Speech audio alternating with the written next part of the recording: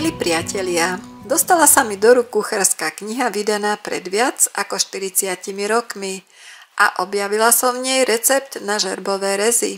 Potešila som sa, lebo si ich pamätám ešte z detstva. Nie je to luxusný zákusok, ktorý dokáže očariť na prvý pohľad, ale skôr poctivá klasika, ktorá zaujme hlavne svojou prirodzenou chuťou. A preto budem rada, keď si tieto skvelé rezy upečiete spolu so mnou. Začneme prípravou kvásku. Do 30 ml teplého mlieka pridáme 7 g sušeného alebo 25 g čerstvého droždia. Pridáme aj 1 lyžičku práškového cukru. Metličkou premiešame a necháme nakvasiť. Do väčšej misy prehosejeme 400 g hladkej múky špeciál. Prisypeme 1 lyžicu práškového cukru a trochu soli. Sypké prísady premiešame. Pridáme 1 celé vajíčko a 1 žltok.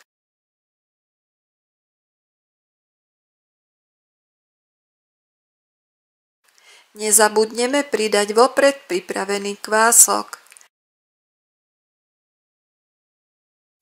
Do cesta ide aj 250 g tuku.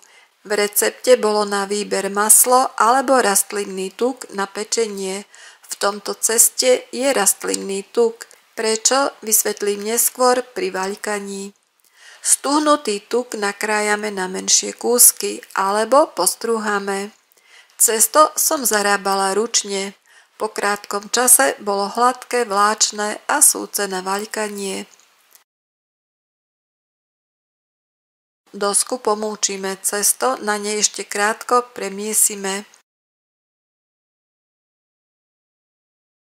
Prekrojíme na 3 rovnaké časti. Ja som ich aj vážila. Z cesta vyformujeme 3 bochníky. Dáme na tanier, prikryjeme potravinárskou fóliou a necháme 10 minút odpočívať. Tento čas využijeme na prípravu plnky. 170 g vlašských orechov najemno zomelieme. Pridáme 80 g jemného kryštálového cukru a 20 g škoricového cukru. Dobre premiešame. Vyšší plech s rozmermi 25x38 cm vytrieme rastlinným tukom a vysypeme múkou.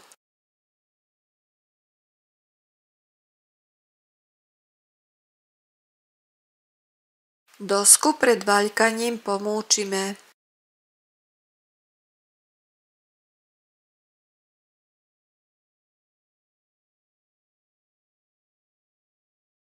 Bochník vyformujeme do válčeka a vyvaľkáme na veľkosť pripraveného plechu.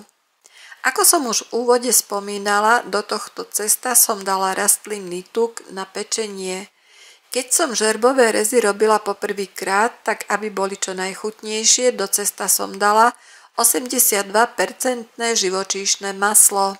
Maslové cesto bolo naozaj veľmi chutné, ale pri vaľkaní sa z kraja trhalo a na veľkosť plechu sa mi ho nepodarilo vyvaľkať. Bola som sklamaná a chcela som cesto vyhodiť. Potom som si uvedomila, že je škoda vyhodiť chutné maslové cesto len preto, že sa nedá vyvaľkať. Ako som cesto napokon zužitkovala, predvediem v nasledujúcom videu. Myslím si, že to bude dobrá inšpirácia aj pre vás, keby sa vám náhodou niečo takéto stalo. Cesto zarobené s rastlinným tukom na pečenie bolo jemné, vláčne a vaľkalo sa jedna radosť. Vyvaľkané cesto pomocou valčeka preložíme na pripravený plech. Cesto môžeme natrieť hociakým lekvárom alebo džemom. Ja som použila 300 g rečieho slivkového lekváru. Na prvé vyvaľkané cesto natrieme z neho len polovicu.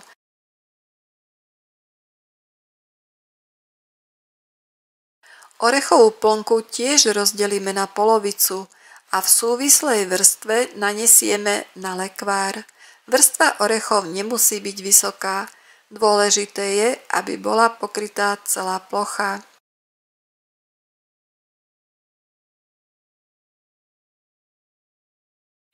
Ja som orechy jemne pokropila rumom. V originále recepte rum nebol a je len na vás, či ho pridáte alebo nie. Rovnako ako prvý, aj druhý bochník vyvaľkáme a preložíme na koláč.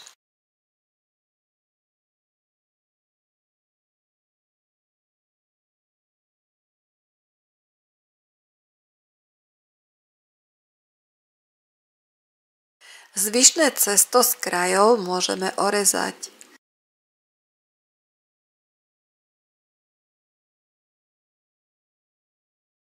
Cesto natrieme druhou polovicou lekváru a posypeme zvyšnou polovicou orechovej plnky.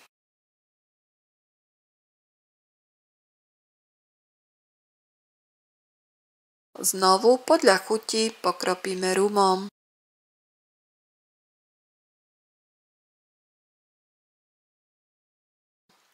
Aj tretí bochník vyvaľkáme a preložíme na koláč.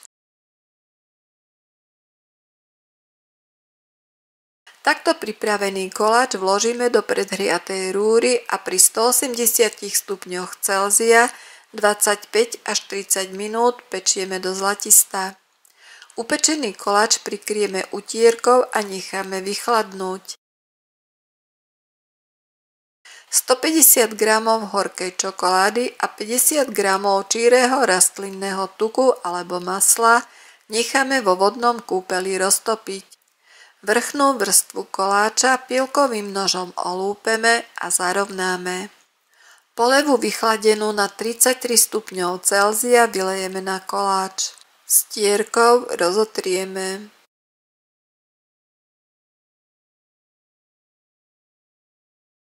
Hotový koláč vložíme do chladničky, aby čokoláda stuhla. Stuhnutý koláč krájame ostrým nožom zohriatým v horúcej vode. Najskôr rozkrájame len samotnú polevu a až potom celý koláč. Vrch rezov môžeme ľubovoľne ozdobiť hoci aj čokoládovými srdiečkami, tak ako ja. Žerbové rezy najlepšie chutia na druhý deň, keď sa všetky chute krásne spoja a cesto zmäkne od voňavej lekvárovo-orechovej plnky. Ďakujem, že ste piekli spolu so mnou. Prajem vám krásny deň a dobrú chuť.